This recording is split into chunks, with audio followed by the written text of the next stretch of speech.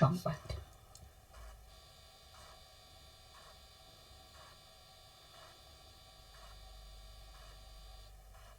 আসসালামু আলাইকুম।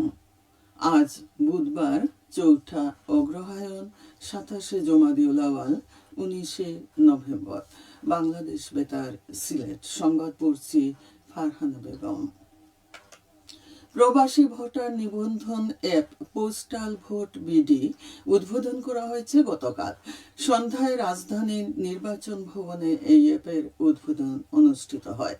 অনুষ্ঠানটি বাংলাদেশ বেতার টেলিভিশন সহ বিভিন্ন বেসরকারি বেতার ও টিভি চ্যানেল সরাসরি সম্প্রচার করে। এই অ্যাপের মাধ্যমে প্রবাসী বাংলাদেশিরা পোস্টাল ব্যালটে ভোট দেওয়ার জন্য নিবন্ধন করতে পারবেন। ভোটের দায়িত্বে থাকা কর্মকর্তা ও আইনি হেফাজতে থাকা ব্যক্তিরাও এই প্রক্রিয়ার মাধ্যমে ভোট দিতে পারবেন। এজন্য আগে ভাগে পোস্টাল ভোট বিডি অ্যাপে নিবন্ধন করতে হবে। আগামী ত্রয়োদশ জাতীয় সংসদ নির্বাচন উপলক্ষে চূড়ান্ত ভোটার তালিকা প্রকাশ করেছে নির্বাচন কমিশন। তালিকা অনুযায়ী ভোটার সংখ্যা 12,76,95,183 জন। গতকাল নির্বাচন ভবনে সাংবাদিকদের এই তথ্য জানান নির্বাচন কমিশনের সিনিয়র সচিব আক্তার আহমেদ। তিনি বলেন, গত 31 অক্টোবর পর্যন্ত যাদের বয়স 18 হয়েছে তাদের নিয়ে ভোটার তালিকা প্রস্তুত করা হয়েছে। চূড়ান্ত ভোটার তালিকায় পুরুষ ভোটার 6,48,14,907 জন এবং মহিলা ভোটার 6,28,79,042 জন। এছাড়াও তৃতীয় লিঙ্গের 1,234 জন ভোটার রয়েছে। সিলেট বিভাগীয় কমিশনার খান মোহাম্মদ রেজাউন নবী বলেছেন, নতুন বাংলাদেশের অন্যতম কারিগর যুব সমাজকে রক্ষার জন্য মাদকের আগ্রাসন রুখে দিতে হবে।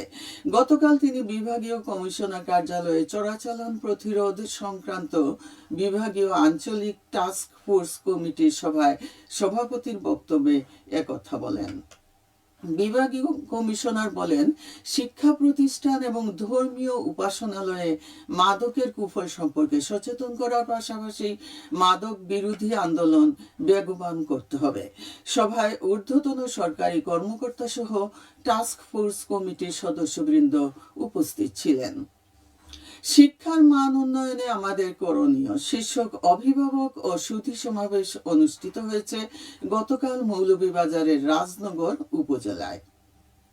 তারাপাশা হাই স্কুল অ্যান্ড কলেজে অনুষ্ঠিত সমাবেশে প্রধান অতিথি ছিলেন মৌলভীবাজার সরকারি মহিলা কলেজের অধ্যক্ষ প্রফেসর ডক্টর আবু ইউসুফ মোহাম্মদ শেরুজ্জামান। এতে অভিভাবক, শিক্ষক, ম্যানেজিং কমিটির সদস্য, জনপ্রতিনিধি, গণ্যমান্য ব্যক্তি সহ বিভিন্ন পেশার লোকজন উপস্থিত ছিলেন। শীতের আগমনী বার্তা নিয়ে প্রকৃতি সেজেছে নতুন রূপে। এরই মধ্যে বিভিন্ন প্রজাতির অতিথি পাখি আসতে শুরু করেছে হবিগঞ্জের লক্ষ্মীবাউর জলাবনে। আকাশে ছুটে চলা উড়ন্ত পাখির ঝাঁক দেখে মনে হয় যেন শান্তির দূত। প্রতিদিন বিকেলে জলাবনের গাছপালায় অতিথি পাখিরা উৎসবে মেতে ওঠে। কিচিরমিচির শব্দে মুখরিত হয় চারদিক। সিলেটে গত 24 ঘন্টায় 10 জন ডেঙ্গু রোগী শনাক্ত হয়েছে। এ নিয়ে নভেম্বর মাসে সিলেটে ডেঙ্গু আক্রান্তের সংখ্যা 100 ছাড়ালো। সিলেট স্বাস্থ্য বিভাগের তথ্য অনুযায়ী এ পর্যন্ত 102 জন ডেঙ্গু রোগী শনাক্ত হয়েছে। বর্তমানে সিলেট বিভাগের বিভিন্ন হাসপাতালে ডেঙ্গু আক্রান্ত হয়ে 14 জন রোগী ভর্তি আছেন। এর মধ্যে মৌলভীবাজারে 8 জন, হবিগঞ্জে 4 জন ও সিলেট এমএজি ওসমানী মেডিকেল হাসপাতালে 2 জন রোগী রয়েছেন।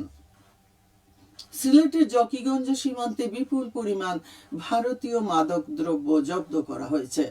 গতকাল 19 বিজিবির টহল দল সরিষাকুড়ি এলাকায় অভিযান চালিয়ে এগুলো জব্দ করে, যার বাজার মূল্য প্রায় 57 লাখ টাকা। এদিকে বিয়ানীবাজারে বিজিবির অভিযানে অবৈধ কাঠ সহ একটি ট্রাক জব্দ করা হয়েছে। 52 বিজিবির বড়গ্রাম বিওপির টহল দল দুবাগ মোড়ে অভিযান চালিয়ে কাঠ ভর্তি ট্রাকটি আটক করে। এছাড়া 2টি মোবাইল ফোনও জব্দ করা হয়। জব্দকৃত মালামালের মূল্য প্রায় 58 লাখ টাকা। এবারে শুনুন কৃষি সংবাদ।